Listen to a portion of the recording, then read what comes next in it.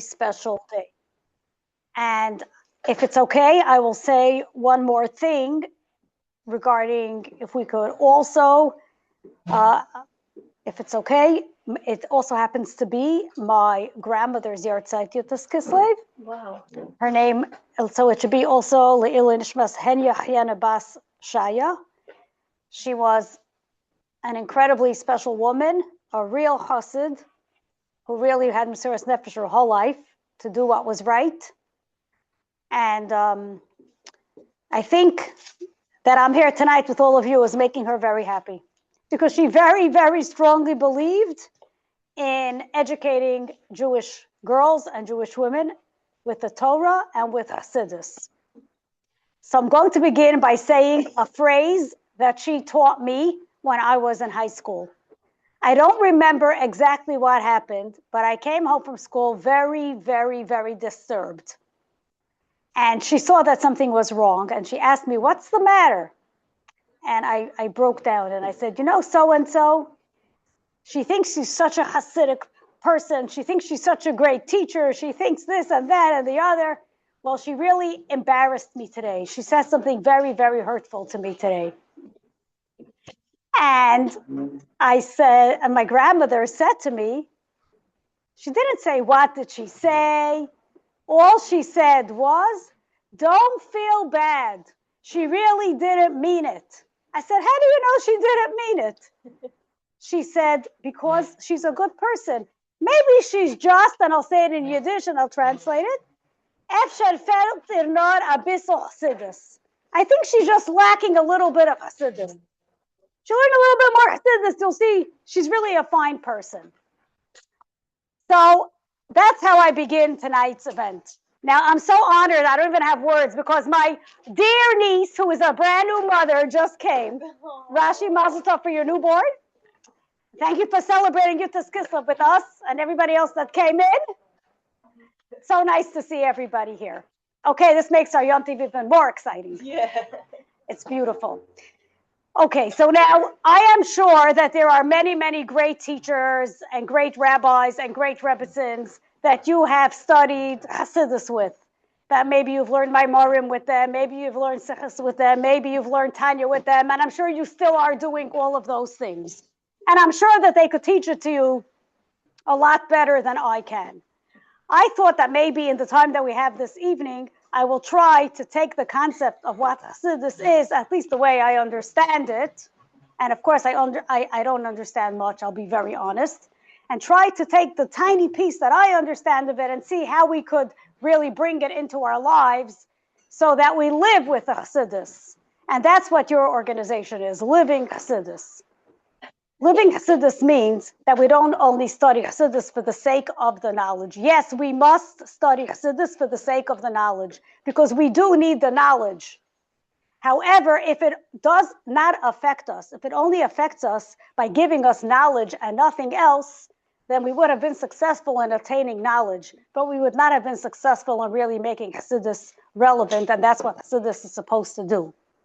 Just like we know that, somebody can teach mathematics and you can study math your whole life. And if you're really good at it, you could love it and you could understand it and you could apply it to different parts of your life. But the bottom line is it's going to end at a certain place. The math will make a dent in your life where it makes a dent, but that's it. The study of Torah is not like that. And the study of Chassidus is not like that either. It takes everything we have in our lives, from the study of Aleph Beis to studying the most esoteric and the most holy concepts and all the halachas and all the parshas and everything in Tanakh and everything in between, all the way to the most mundane things of eating and sleeping and drinking and going shopping and going to work and washing laundry and everything from A to Z. Chassidus could literally imbue every single aspect of our lives, and that is what it is supposed to do. It's like somebody once said to my husband, he came to my husband and he said, he's already an older person. And he said, when I was a younger man, I got married and I was having some issues in my marriage. And I went to speak to, somebody told me that I need a mashpia. So I went around and I asked people and somebody said, go to this and this chassid. He will be a very good mashpia for you because he knows a lot of chassidus, but he speaks English very well and I think he'll be able to communicate with you. So he said this certain chassid became his mashpia. And he said, I'll tell you the thing he taught me that I'll never forget as long as I live. I said to him, I'm having problems in my shalom bayis. And this mentor of mine, this chassid, this mashpia of mine said to me, tell me, what do you do? He says, what do you mean, what do I do? He says, what did you study since you got here? And he says, I studied this, I studied that, I study Chassidus every single day. I have a Havrus study. He was very impressive. He studied a lot. So finally, he says to me the following. He said, well, then let me tell you something. If you studied all those things and you still cannot find it in yourself to be nicer to your wife, then the Chassidus you studied did nothing for you. You have to be able to take it, thank you so much, and apply it to yourself and to your relationship with your wife. He said, and I never forgot that. That taught me that the meaning of learning Chassidus means it has to change me, it has to change who I actually am.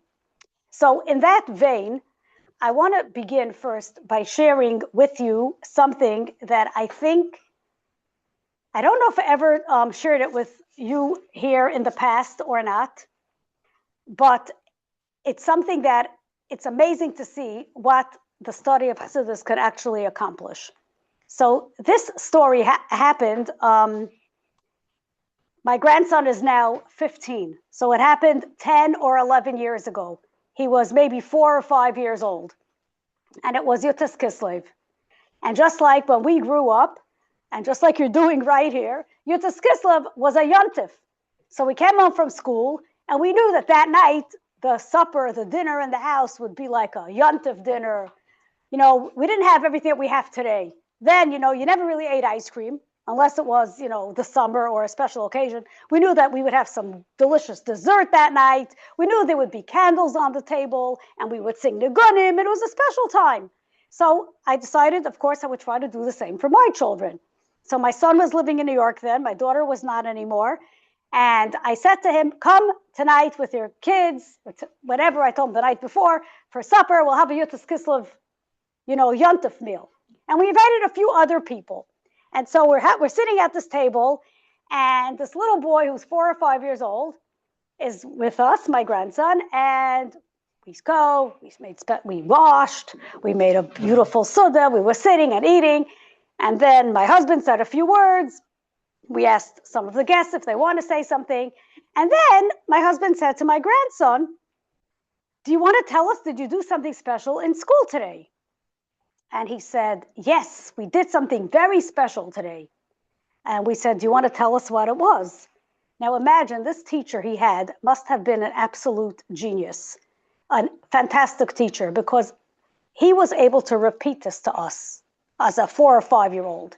He said, well, today, you know, they all wore white shirts that day. It was a special day.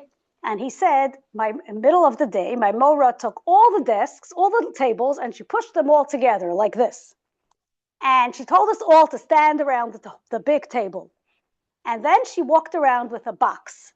And she told us all, each of us, to close our eyes and to stick in our hand and to take out one thing from the box and to put it on the table. He said, and everybody did that. And then my Mora put away the box, and she told us all to look at what we took out. And we looked at what we took out, and then our Mora told us each to go around the table. We each had a turn, and we had to describe what was the item that what was the thing that we took out. So I said, so what was the thing that you took out? And he said, Bubby, really everybody had the same kind of thing, but each one looked different. So I said, what do you mean? He said, he couldn't remember the word lighter, candle holder in Yiddish. So he says, the thing that you put a candle in when you light Shabbos candles? Well, all of us had one of those kinds of things that we took out of the box. And our teacher asked us each to describe them. And I said, so what happened? So he said, well, one boy said his thing was very, very tall and very skinny. Another boy said his thing was very, very short and very fat. Another one was very beautiful. Bubby, there was one that was silver, was beautiful. And there was one, and they all had different kinds of candle holders. And the teacher made sure to impress upon them by they themselves saying that each one of them was different. They totally got it. Then he said, my Mora went to the window and she closed the window shades, and then she closed the lights, and it was very dark in the room. And then she took a candle, she took a tea light, and she put it into each of the holders.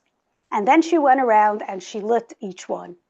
And then she asked each of us to say what our candle looks like. And we all said the same thing, because every candle looked the same. I said, wow, that's so interesting. What did you learn from that? And he said, then my Mora opened the light and the window shade, and you know what she said? She told us, look around and see how everybody here looks. Some of us are taller, some of us are shorter, some of us have dark hair, some of us have white hair, some of us have blue eyes, some of us have, and she went through everything. So some of us are wearing white clothes, some of us are wearing sneakers, some of us are wearing boots. They went through everything. So we are all very, very different. But you know what's the same in each and every one of us? Our neshama, our candle. The candle is the neshama, the flame. All of us have the same exact flame within us. It's just the holder that looks different. So she said, if you want to know what does it mean that the Alter Rebbe was released from prison and it became, today is called Rosh Hashanah LaChassidus, what does that mean? She said, it means that today is a new start. And just like on Rosh Hashanah, we make good on everything that happened until now. And we have all the way till, of course, Aseret Yemei Tshuva, we have till Yom Kippur. But what do? We think about all the things that we could make better. And we'll have to look at everybody with a good eye. He said, so our Mora taught us that when we see another Jew, don't only see their outside. Don't only see what's different. See what's the same, even though you can't really see it. You have to look deep for it. Now, I don't know how much of it he really comprehended, but he was able to repeat it in a very comprehensible fashion because she showed it to them. She demonstrated to them, here's a candle holder. It could look 100 different ways. Here's a tea light. It could only look one way. This is the flame. And that's really what it means when we study the whole concept of Chassidus. We know that what did the Alter Rebbe bring? He brought, his name was Schneier, Zalman, Schneier, the two lights, the light of Nigla and the light of Chassidus. What is the difference? We know that Nigla is the Torah. It's been available since the giving of the Torah. Everybody can study it, whoever has access to it. Chassidus was not available to the masses. It was really available just to the few. We all know the famous story that it seemed, it doesn't only seem, it was physically the case that the Alter Rebbe was arrested and he was in prison, and Al Pi Teva, it made a lot of sense. He was maligned for different things. Some were, of course, they weren't true. And even by, unfortunately, Jews who felt that he was doing something that wasn't belonging among the Jews of knowledge. However, we know that really there was a kitrug l'mayla. It was felt that how could the Alter Rebbe take these treasures, these incredible gems, and just let the whole world have them? They were reserved for Yehidei scholars. They were reserved for the very, very few, very, very holy, pure neshamas. But the Alter Rebbe foresaw that without us being able to have this, the generation then, and you could imagine all the generations following that what would become of us?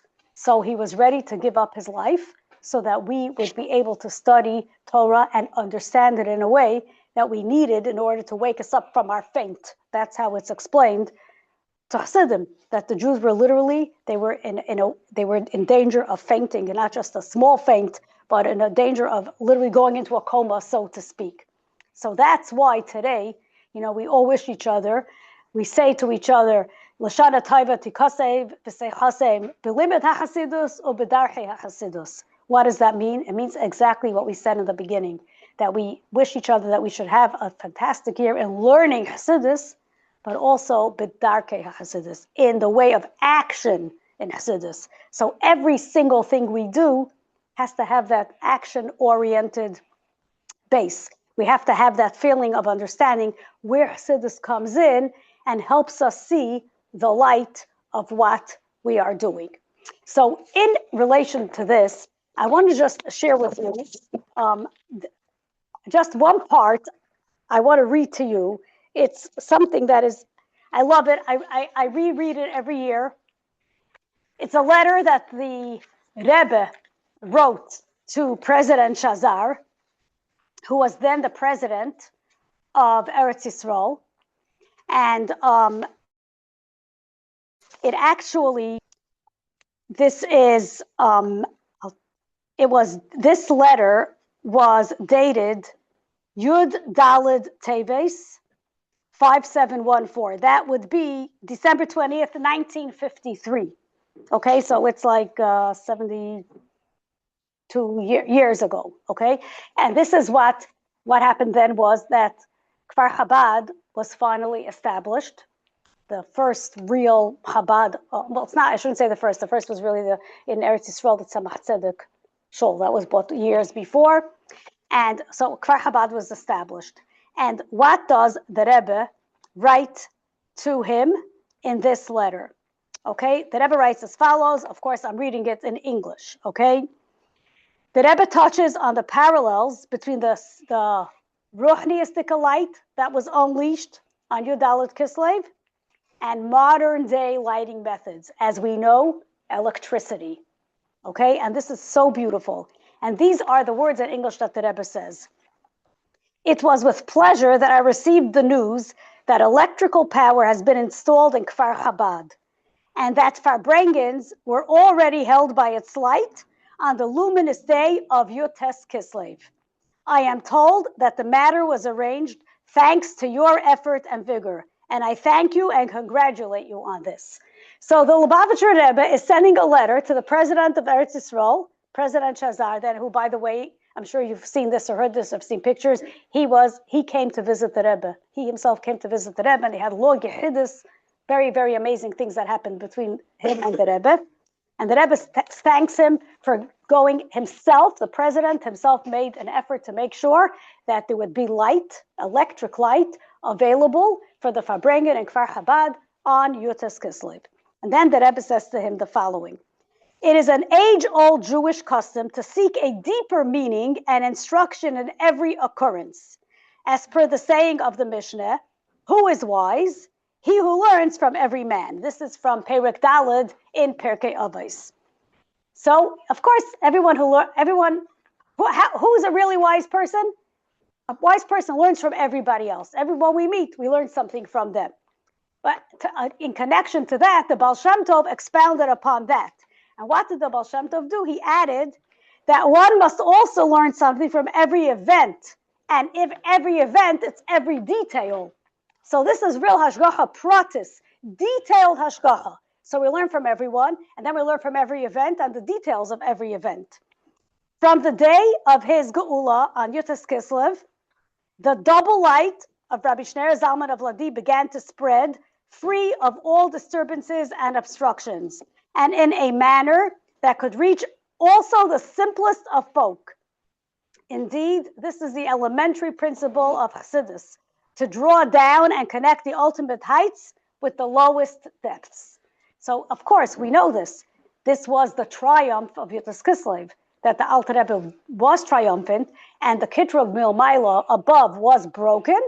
It was taken away, it was removed, and Chassidus was able to come down. The highest teachings were able to come down to the lowest places and to the lowest people. The electrical force is one of the hidden forces of nature, okay? We know Chassidus was hidden until the Alter Rebbe brought it down. Electricity, we all have so much use from electricity that we forget that it was actually, before it was discovered, nobody knew about it. It was totally a hidden force. We cannot perceive it by our five senses. We know of its existence only through its causations and effects. We would never know about it if we hadn't tapped into it. Yet this hidden force most potently banishes darkness and illuminates the night. Thus, electricity is a physical analog for the spiritual force of Chassidus, whereby the hidden element of Torah and its most arcane secrets, as revealed by a Hasidic teaching and the Hasidic way of life, banish the darkness of the material world and illuminate the murkiness of the physical existence. So even if you think about this on a daily basis, everywhere we are. This is such an excellent example. I know this past summer, if any of you were here, there was a time where there was a big brownout, they called it, right? And then there was power outs, and there were a few days it was extremely, excruciatingly hot, and all the electricity went off, if you remember this. I remember thinking to myself, I don't know how anybody lived without air conditioning. I literally was beside myself. I didn't know what to do with myself, right? And how often do I think about the power of electricity? Very not often. You know when I think about it? When it doesn't work. You know, the houses here, they're very old. And ask anybody who bought a house in these neighborhoods, when I bought my house, if you plugged in 2 appliances at once, that was the end. You couldn't do anything, okay? Everybody had the same thought. My first $10,000 that I spent on my house, you could never see because it was in the walls creating new wires, right? Okay, so it's very important thing, electricity, and it's an amazing power. But had we not know, but we would never know about it had it not been found. Okay, we have Thomas Edison and we have whatever, but we know the ISHA put it in here. Today, it seems almost like nothing compared to all the other things that we're starting to discover in the world. All the airwaves, all the sound waves, everything. I mean, ask somebody, how is it possible? I once had a genius, literally genius professor at my table one Shabbos. And he was waxing eloquent about how this works and how you send emails and how it goes through here and it goes through there. And I said to him, okay, could you explain it so that I could understand it? He sat there for 25 minutes. I did not understand a half a word he said. And after he finished, he said, so are you satisfied? I said, I can't be a liar. No, I don't understand a word. He said, guess what? I explained it to you, but you want to know the truth? I don't either. Because if I'm going to be really truthful, there are things that God put into the world that we don't see. Now, this was not a religious person, but because he worked in it and he realized. So we have, if you ever thought about it, how is it possible that I am sitting on Eastern Parkway and I press click and you are getting my email literally in South Africa? How did it get there? Because there are powers that are here that we don't see. I think this is obviously one of the things that the Rebbe said when he spoke about if we open up our eyes, we would see that we're really living in a Geula world. But it sounds easy, but it's obviously not easy at all. But what Chassidus comes to teach us is that it is infusing everything, even the things that maybe we don't see them so clearly. If we infuse Chassidus into those parts of our lives, they will become much more alive. We could take every single mitzvah that we do on a daily basis. Think about it. We have Shabbos every single week. You know what? You would think after a while, Shabbos must get boring. Every week, we do the same thing. We make the same challah, we eat the same gefilte fish, whatever. Now, the truth is that if it does ever start to feel like it's getting old, God forbid, that means that we are not infusing it enough with life, with joy. We have to change it up. We have to do something different. What is that thing that we have to do different? And the thing that we have to do different is we have to try to imbue every single thing that we do with the teachings of Chassidus. And I would say that what does that really mean? It really means, take any one of your days. You wake up at this and this hour and you go through your day. Whatever your day is, you wake up, you have your routine, you do this, you do this, you do this. If we stop to think, every one of those things gives us an opportunity to become a better person.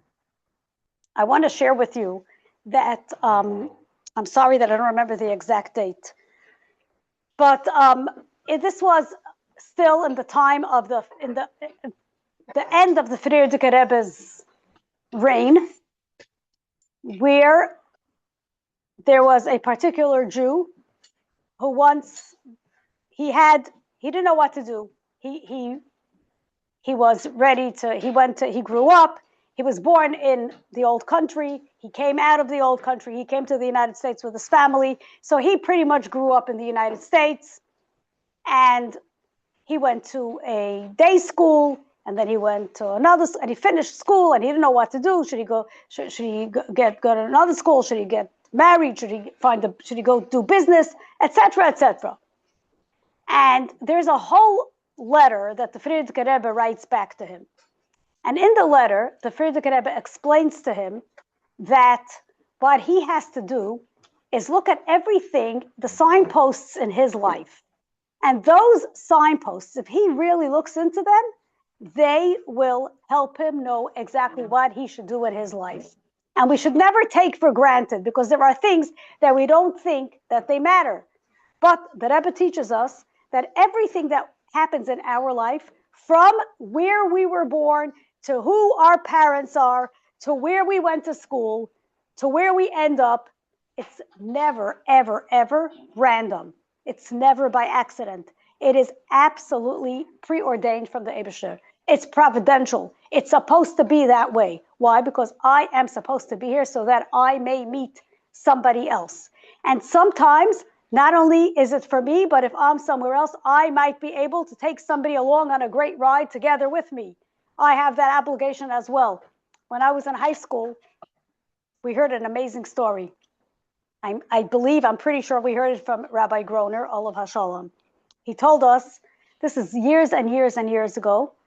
You know, first of all, people didn't fly as freely as people fly today. There were very few flights, especially overseas. It was a big, big deal. So there was a Lubavitcher lady who she was very frightened of flying. So she never flew anywhere if she could help it. Then she had a very close relative. I don't know if it was her child or I'm not sure. And the wedding was going to be overseas. And she said she's not going to go. There's no way she could go on a plane. She just can't. And her family was very upset. And they told her she has to make an effort to go because it's her family. And she said, I would make an effort, but I can't. I'm terrified. So her family said to her, why don't you write to the Rebbe and ask the Rebbe what you should do? Write the whole story that you're terrified, your family's bothering you, they should go. And so she wrote a letter to the Rebbe, and she wrote exactly what the story was. She really, truly wants to go there. But she has this fear. She knows it's maybe not rational, but she can't do anything about it, and so she can't go. And her family's very upset with her. So the Rebbe told her, I don't know everything, what he told her, but a few of the things that I remember, he said the Rebbe told her she should learn certain things, say certain prakim tilim, and she should give extra tzedakah, and she should think certain things. I don't know what else he told her, and everything will be okay. Okay? She goes, she gets on the plane, she does everything that Rebbe tells her, and thank Hashem, she makes it to where she has to be. Everything is good. She's at this wedding. She's so happy that she went. Everybody's delighted. And the day comes that she has to come back home. So she gets on the plane to come back home. She gets on. She does everything again. Everything is great. They're almost landing. And suddenly the pilot says, I'm sorry, there's an issue with the landing gear. We're going to have to make an emergency landing. So everybody, please brace yourself, sit like this, do like this, whatever. Don't worry, it's going to be okay, but it's going to be rough. So and she flips out. And her family's like, don't look, just put, they don't know what to do with her. And she's hysterical. And they're like keeping her, trying very, very hard. Okay, finally, the plane lands. It's very bumpy. And they see like there's emergency vehicles all around, but Baruch Hashem, nothing happened. It was bumpy, but everyone was okay. She literally is hyperventilating. She cannot come to herself. Finally, everybody deplanes. She's the last one off the plane. And they're like, oh, thank God we got home. We're never going to hear the end of this. Anyway, she comes home. She's so distraught about this that she decided she's going to write to the Rebbe to say thank you for the miracles that happened on the way there. But why? If the Rebbe said everything's going to be okay, why did she have to have this? It scared the wits out of her. And she wrote this to the Rebbe. And do you know what the Rebbe answered her? The Rebbe answered her, why do you care that because of you, everybody else on the plane was also saved? And she said, she realized then, what does it mean that you live only for yourself? Or you might be, she goes, I might be somewhere where because I'm there and I got a bracha, I'm doing something right, everybody around me could also benefit from it. And that is it's like a real paradigm shift of how we see life. You know, we see life, we think sometimes we go somewhere, you ever go into a store and you see, let's say it's before Purim, okay? I'm just using this as an example because I remember once I felt that way very strongly. Came to a store, had young kids, and they wanted to buy everything to give their friends shalach manas. You know, you have 25 people in your class, you have to give 25 shalach manas, right? Okay. So I'm thinking, you know what? Okay, buy this, everybody's looking. And I see a lady, and she has a number of children with her, and I could see, you know, sometimes you just have that gut feeling that her kid, she wants to buy her kids everything, but she can't. It's impossible. There's no way. And I'm thinking to myself, I have to do one of two things. Either I cannot let my kids buy what they want in front of this lady. It just was breaking my heart. Or I have to find a way that this lady should also be able to buy whatever she wants. And I realized, you know what? Maybe Hashem put me here so I could teach my children something.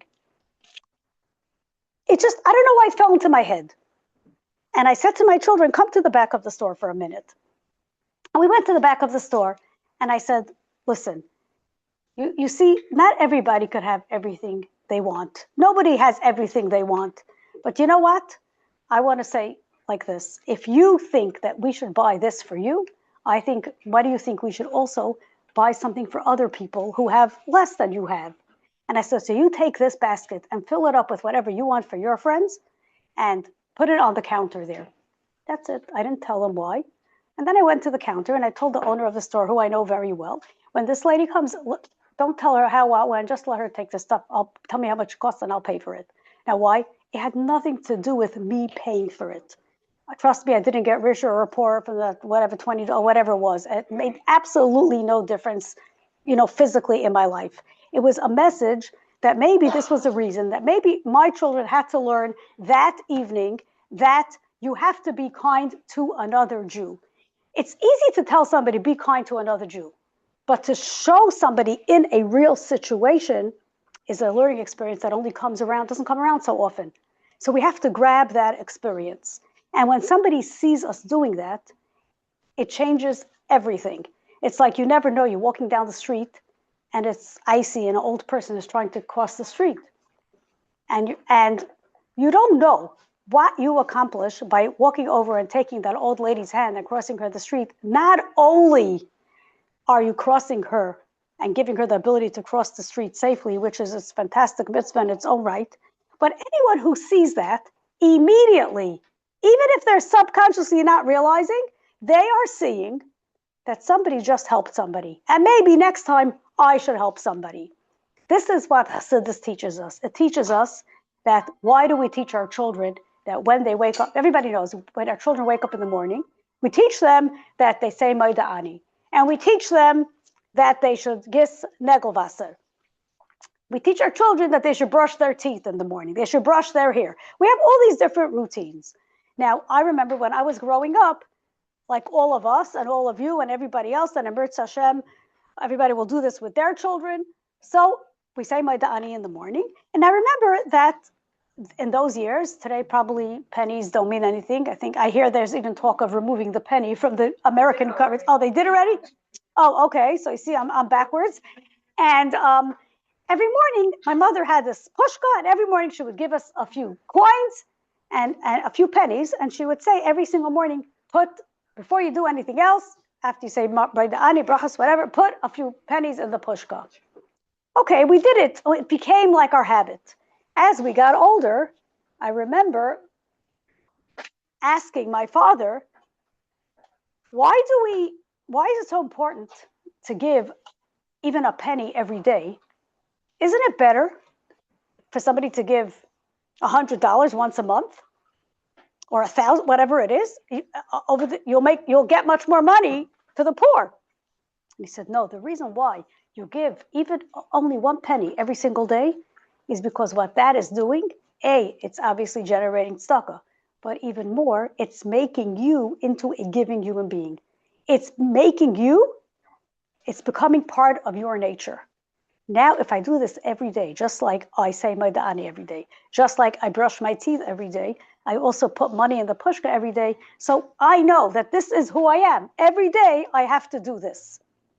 That's what Chassidus teaches us. It teaches us that when we eat not just because we're hungry, and not just because we need to nourish our physical being, but because we know, Chassidus teaches us that even, I don't know if you ever learned, I'm sure you did learn this, but I always found this fascinating since I was in school, that when you have, it actually teaches us that when you have a craving for something, your soul is craving to be mevared the netzutzos of that particular food. Makes me feel much better. I love candy. So, why? Because there's something that you crave a certain thing because it is actually part of your job to make a bracha on this thing, to elevate this particular thing. Now, obviously, that's a very, very elementary example, but this is really what it means when we speak about what Chassidus means to really, make it, to really, really make it come alive. Does anybody want to ask anything, first of all? Anybody want to say something, ask something? Yes, please. I thought it was really interesting when you said how you're giving the example about how everyone has a different candle holder, so to speak, but the light is the same, no matter what they look like. And it says that, and when the Alter Rebbe was released from prison, then it looked as if it's okay to now bring this to the lowest level. What I thought of, I said, it was almost as if the Alter Rebbe already saw that. He saw how every single person actually has this a pure neshama. Everyone in essence is the same level. So to say that Chassidus only belongs to the purest of souls, I thought that was such an interesting term, because really everyone is the purest of soul. So therefore everyone should have Chassidus. So when the Alter Rebbe was released from prison, it's almost as if he was he kind of opened. It was kind of that opened up our eyes to be able to see that. And then I think that's really cool. Then later on, through the conversation, we're seeing how I don't know, that awareness was there, but it definitely is that awareness now, where even the things that we see as the lowest level of food, really in its purest form has the same essence, where it's all light.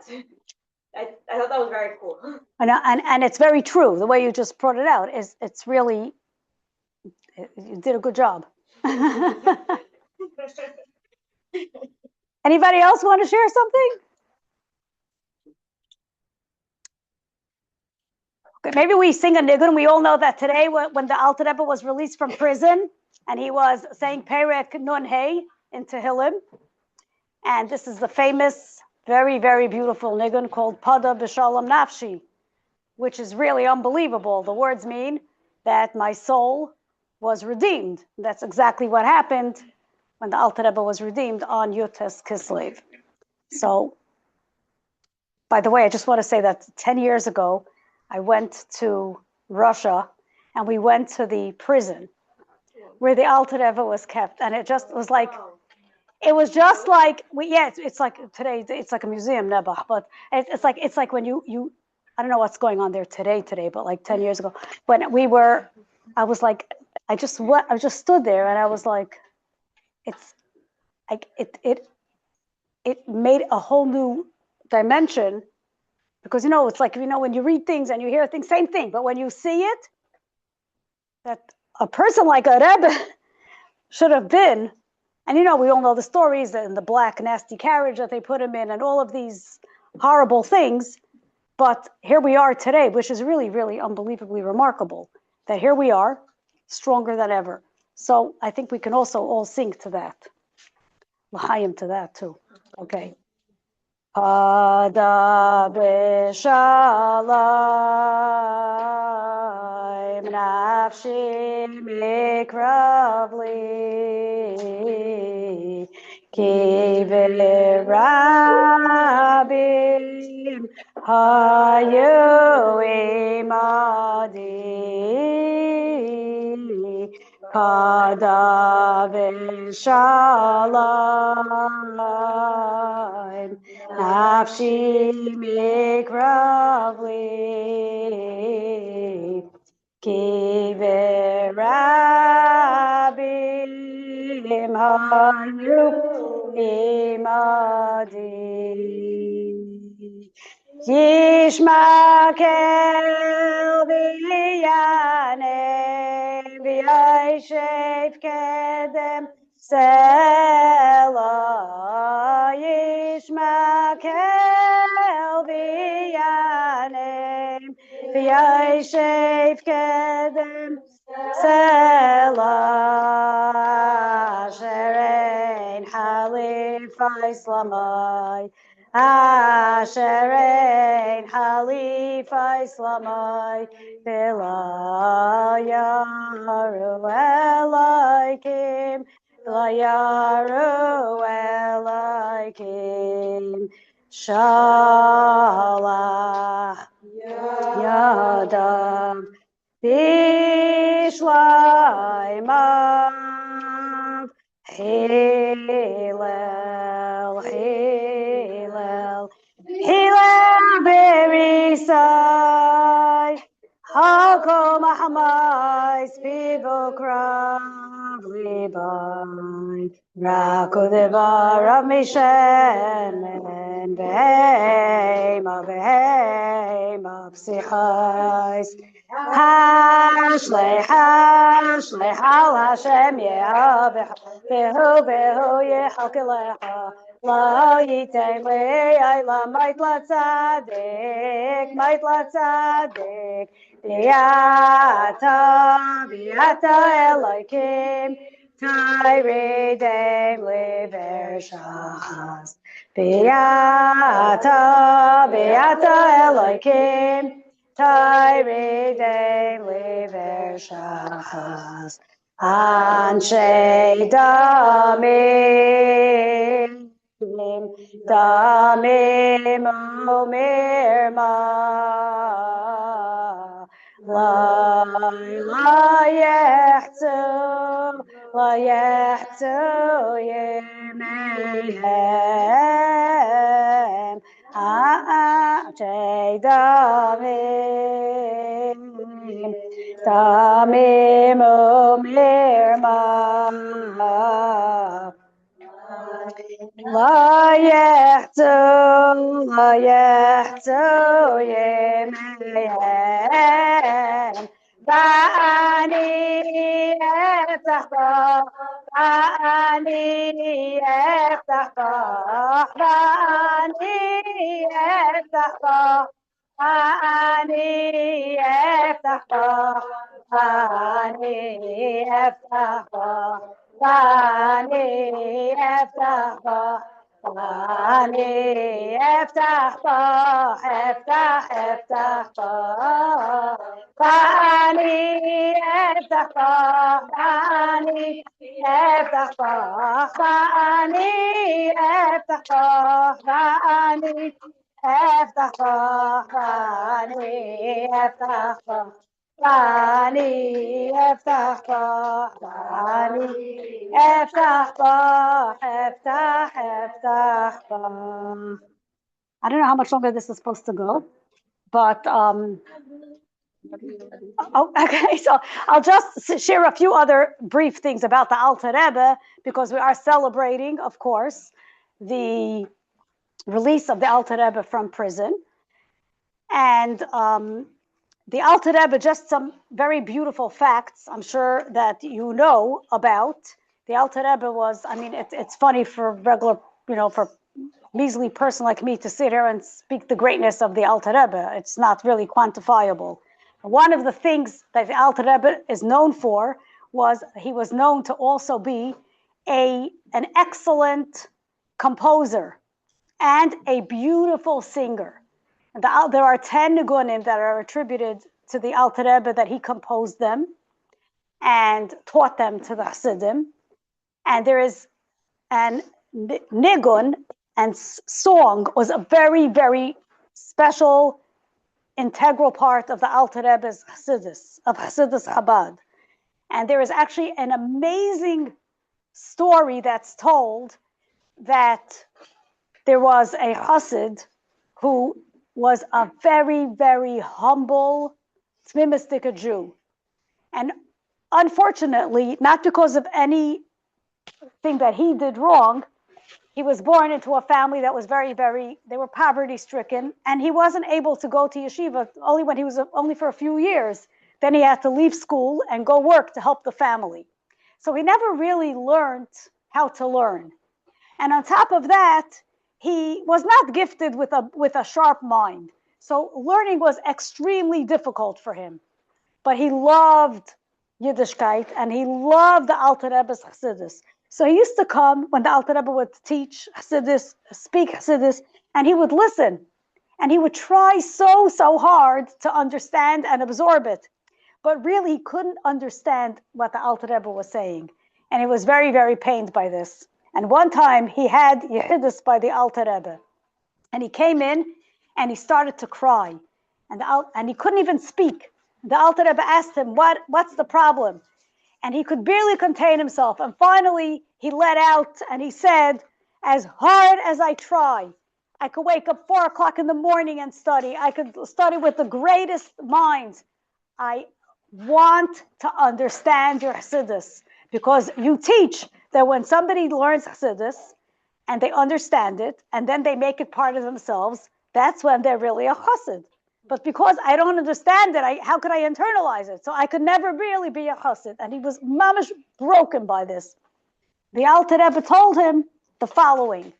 He said to him that when he listens to Chassidus, or he wants to understand Chassidus, he should sing the Alter Rebbe's nigun. And through this, when he really concentrates on this, because this man was able to sing very well, and while he's singing, he thinks about wanting to understand what the Chassidus is. For him, that way, the message will get through to him.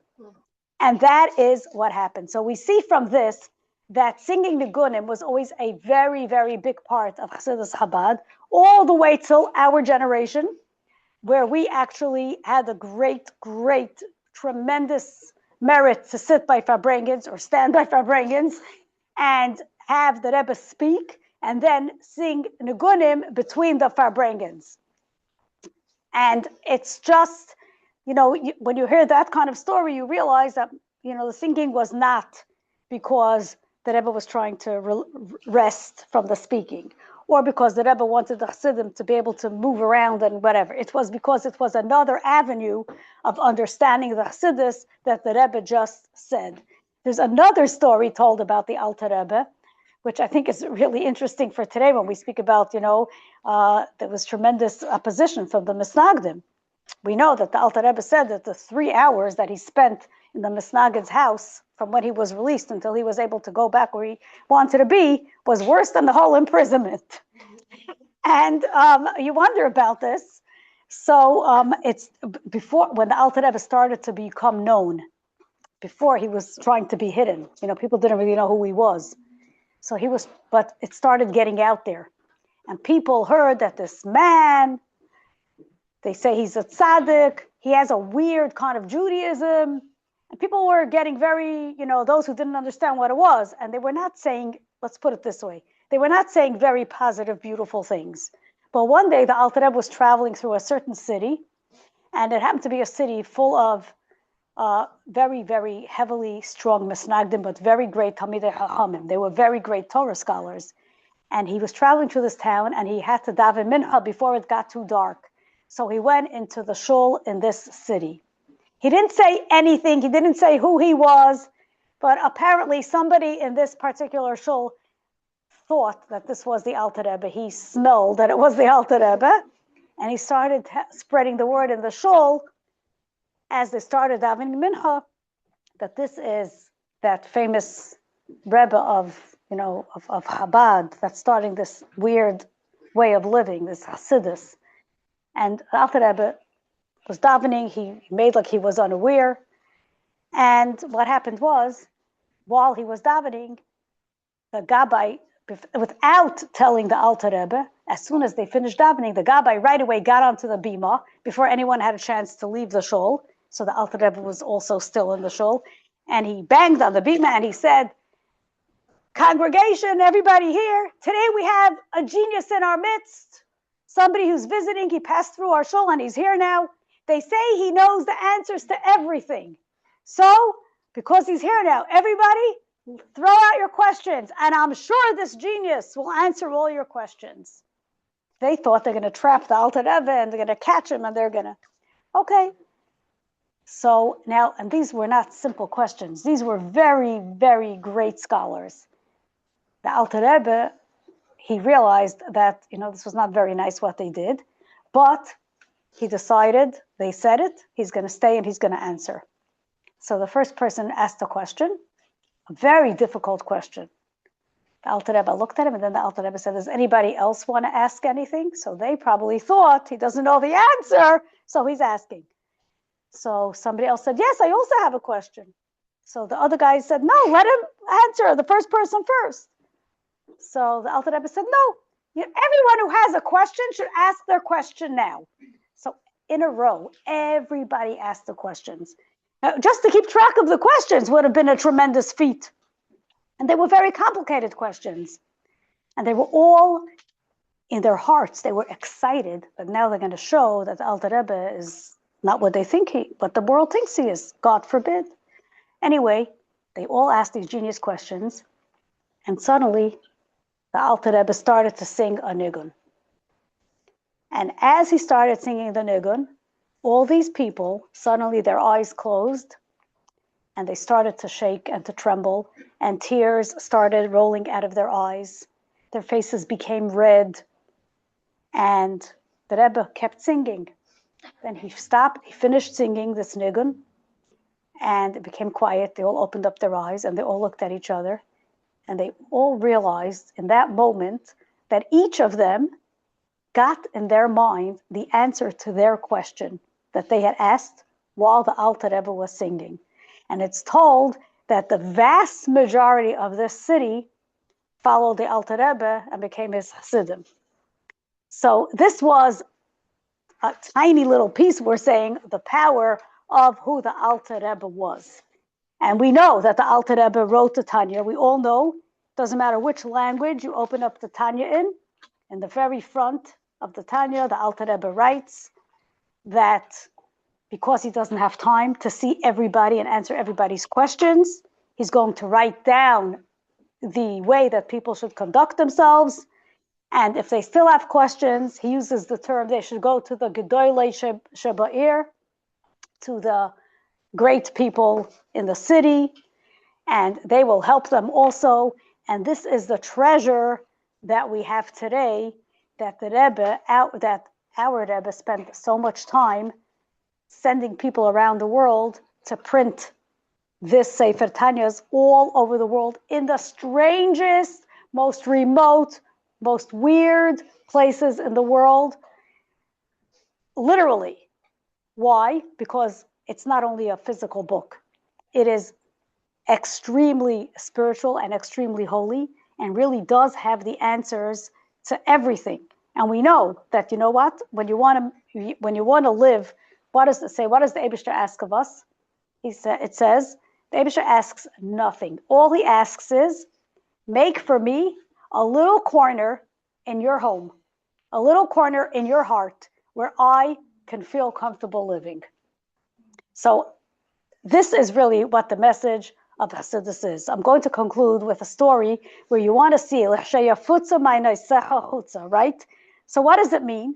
We know it means that when the well springs of Chassidus will be everywhere, as chutza as you could get, Masai Kasimar, when will Mashiach come? Then, when we will have that the words of Chassidus are covering the world like the water covers the sea. Okay. When it means chutza, it means obviously every Jew in the world. And it means also across the whole world. I mean, it must mean every human being in the world is going to be a better person. It's going to be a better place, the entire world. So I'll share with you a story that happened many years ago. You know how I remember how many years ago it was? Because the fax machine was a big deal then. I'm very old. Okay. So one day, my husband comes home from his office and he tells me the strangest thing happened today. I got 3 faxes from 3 different shluchim in New Jersey. They each sent me the same fax. What was the fax? And he brought home all 3 copies. It was a fax of an article. We still have it, actually, of an article in, I forgot the name of the New Jersey newspaper, whatever it was called. And 3 different shluchim in different parts of New Jersey saw this article, and they all got very excited. So each one of them separately, unbeknown, faxed it to my husband. What was this article? And this is what the article said. It said, it was a story that somewhere in New Jersey, there was a little child, not a Jewish child, from a blue-collar working family who never, a little child, was diagnosed with a terrible, terrible illness. This story must have taken place like at least close to 30 years ago. And this child's family was distraught. And the doctor said that there's really, the regular treatment they have at this point, it's not going to help him. However, there is a new treatment, but it's still considered experimental, so the insurance will not pay for it. So if they have $100,000, they could, and the family was distraught. Where were they going to get $100,000 from? They didn't know what to do with themselves. Now, one of these, and they started telling their friends on their block, and the people on the block started telling their friends, and one of their friends knew somebody who was a DJ on a radio station. So the DJ announced on the radio station that they're making a fund. It was before GoFundMe or anything else of that sort. And they started to make a collection. The radio station, a TV station heard it on the radio station, so they announced it. And it started getting out there that they need this money desperately to save this little child. Now, what happened was, one day in this newspaper, it's telling the story of this child, and they're writing up a story that this is what happened. And miraculously, some good Samaritan who does not want to be identified, so his lawyer is speaking for him in this article, came forward and said, how much money do they still need? And I don't know, maybe they need another 50 grand. They need a tremendous amount of money. And he said, you know what? I want to be anonymous, but I'm going to give this money. And he gave the money, and the child was treated, and the child survived. And the family was they didn't know what to do with themselves with gratitude. And it became a story. And one day the reporter came and said, can we write up the story in the newspaper? So they said, yeah, we don't know who the Samaritan is. We don't know who this good man is, but we know his lawyer. You could talk to his lawyer. So in this article, they're describing the lawyer had a really Jewish name, like Ben Cohen, something like that. And he's describing my client doesn't want to be known. He's actually he's came from an Italian family, and it described the whole story. Why did your client offer this money? Why did he come forth? And he said because he came from a very poor family himself, and he never thought he'd have anything, but somebody gave him a break when he became older and started a business. And because somebody helped him, he was lucky, and he really made it very well. And he decided, you know what, when he's able, he's going to give back to people who need help too. So this story came around. He lives in a town nearby. He saw this whole thing, and he figured, you know what, time for me to give back. Let me help out. So, okay. And the reporter says to him, wow, that's amazing. What inspired you to do it for this story now? And he said, well, I'll tell you what inspired me. Somebody gave me a present. It was a book. And I put it on my night table. And I couldn't really sleep one night. I never opened up the book yet. So I decided to open up the book. And I opened up to the book. And the book I opened the page to it said the following. God does not demand much of you. God demands one thing. He asks each and every human being, make a little corner in your home for me where I will be comfortable. Make wherever you are, in your heart, in your home, in your workspace, make sure that there's a space for God in it. Make sure that you do what God wants. Somebody comes and needs money, you give them, etc., etc. And that inspired me so much. And I saw this story. And so I decided that's what I'm going to do. So the reporter, just on a whim, said to him, so tell me, do you know the name of the book that your client was reading? And he said, yeah. The book is called Toward a Meaningful Life, The Wisdom of the Lubavitcher Rebbe. And these shluchim saw this story, and they knew my husband wrote the book, so they sent him these facts. Each one of them saw the story. My husband was like, literally, I never saw him look like that. He was like, what? He was like flipped. So he decided, this was literally in the era when, I mean, we had computers then, but if you wrote a nice note to somebody, you wrote it on a paper, and you sent it in that era. So the next day, my husband says, could you go to, when you go to, could you buy me a nice card? What I'm going to do is I'm going to write a card, and I don't know who the guy who gave the money is, but I'll find out if I could send it, what the lawyer's contact info, and they had the lawyer's contact info because they wanted still people to give more money. And I'll just send it. I say to the lawyer, could you please give this to your client?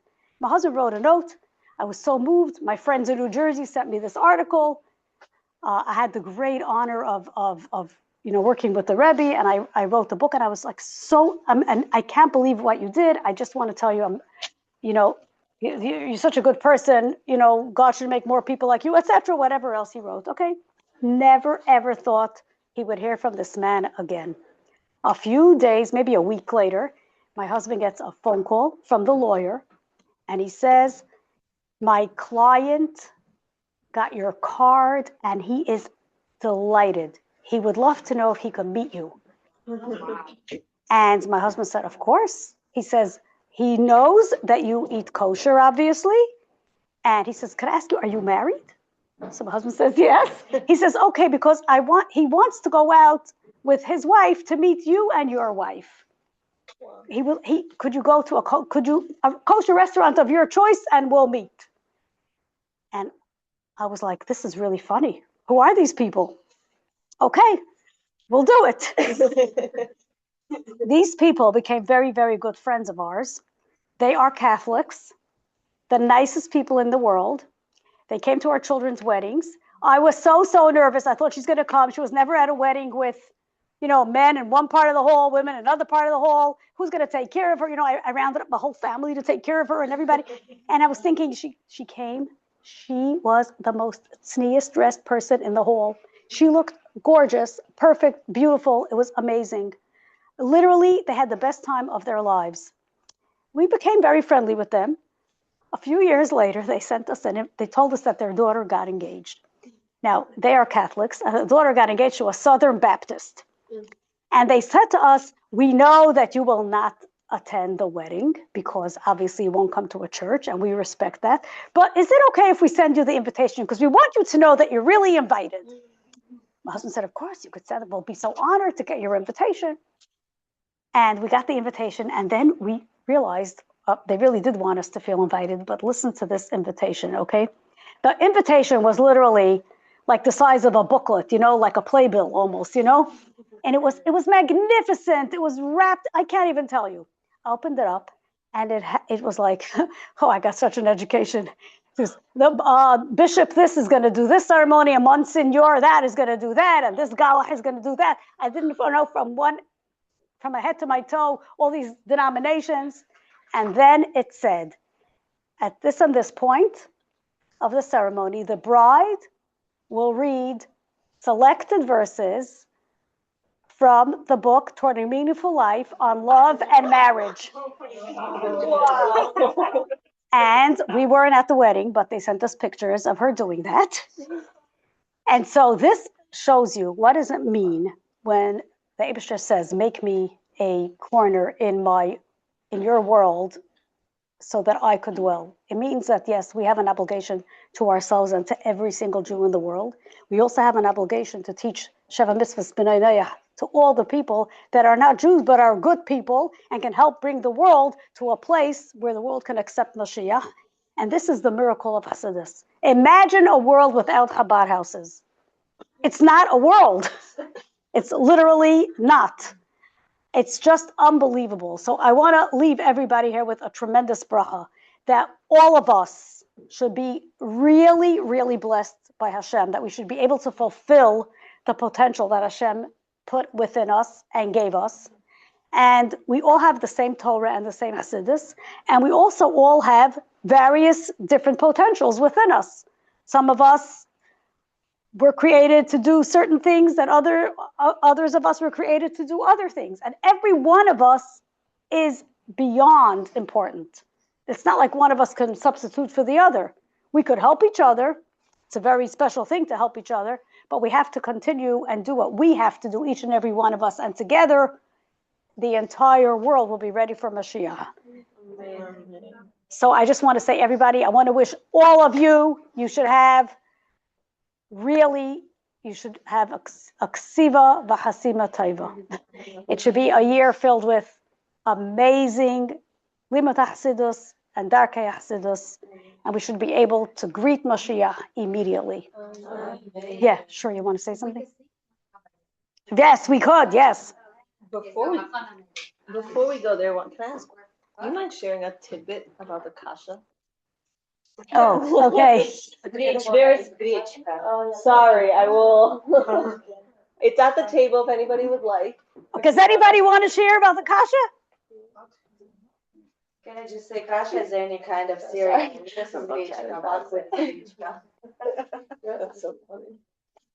So, you know, all I know is that when I grew up, this is what we learned, okay? I know there's a lot of different versions and different stories behind it, but we grew up with this saying that whoever ate kasha and Lubavitch will never be lost from Lubavitch.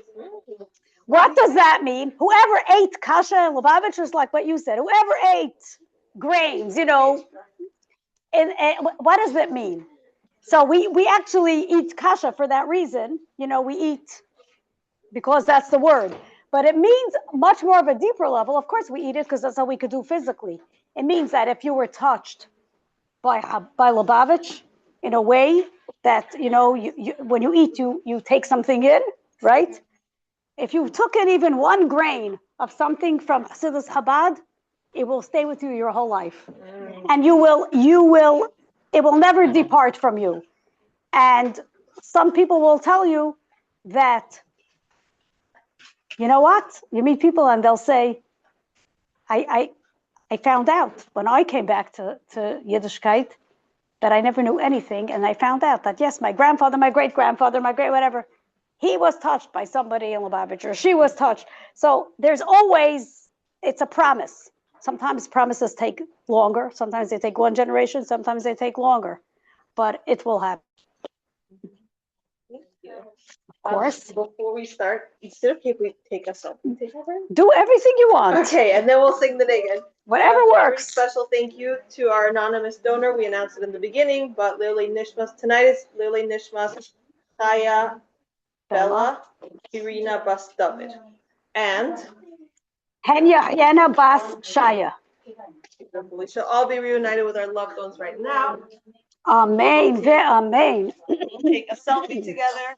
You're supposed to turn around. Yes, fix the hair. Is everybody good? One. Very important, ladies. Very important. 1, 2, 3. Yay, thank you. Okay. Who would like to start? I'm better now that I'm seeing you. I thought about wearing the Yeah. Thank you so much for coming. I'm so touched. I'm serious.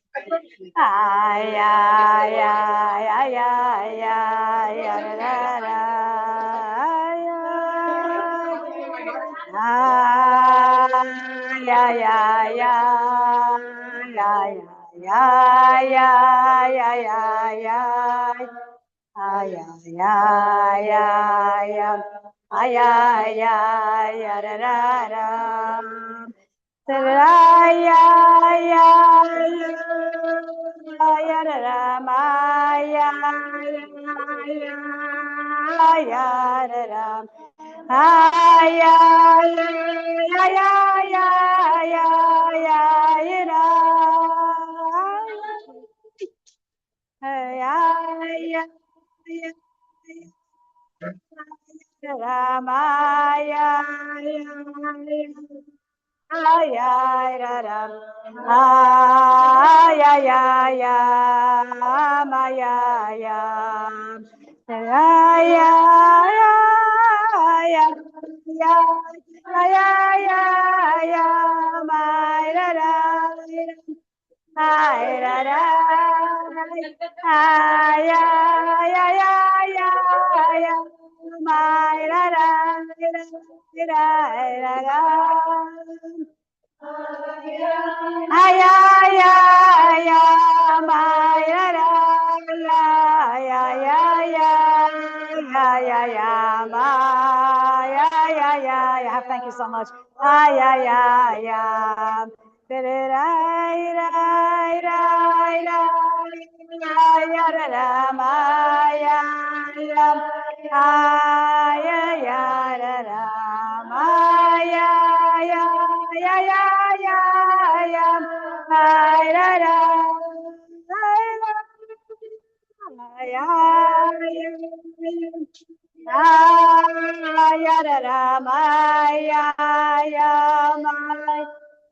ay, ra, ram. Ay,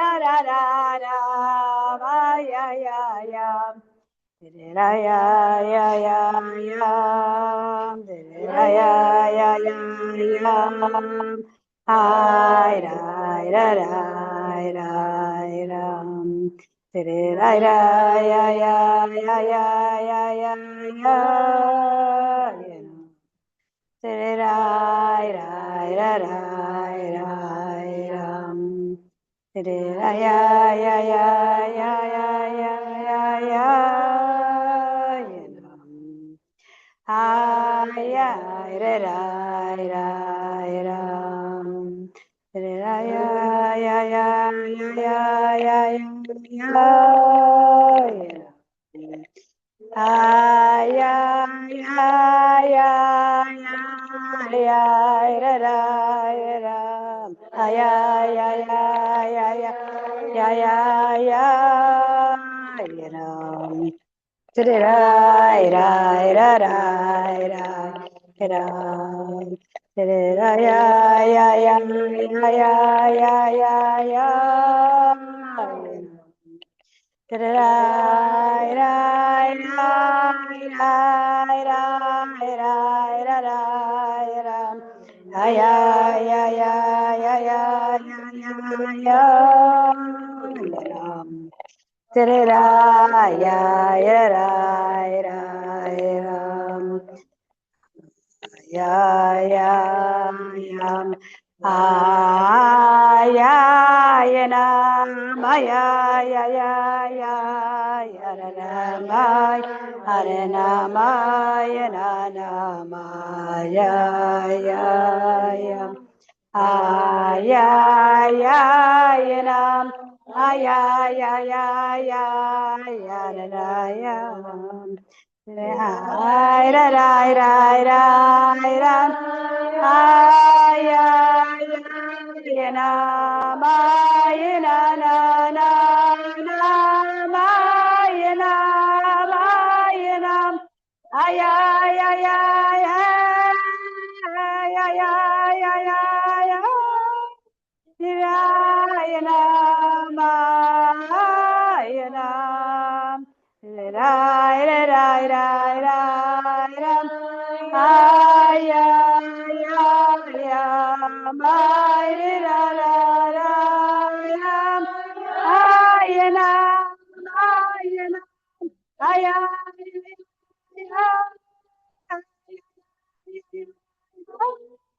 Raya, ay,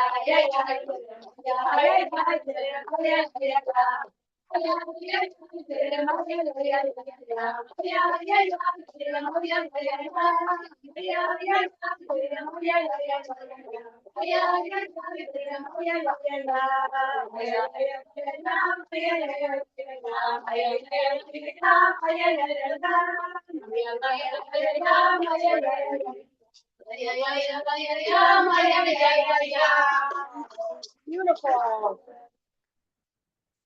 We should really have the real celebration. Everybody in their personal lives, in our collective lives, in the world's life.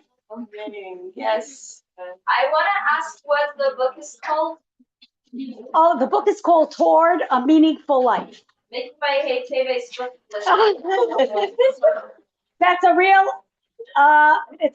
that's great. That's that ever really wanted us to do that. Yeah. You know?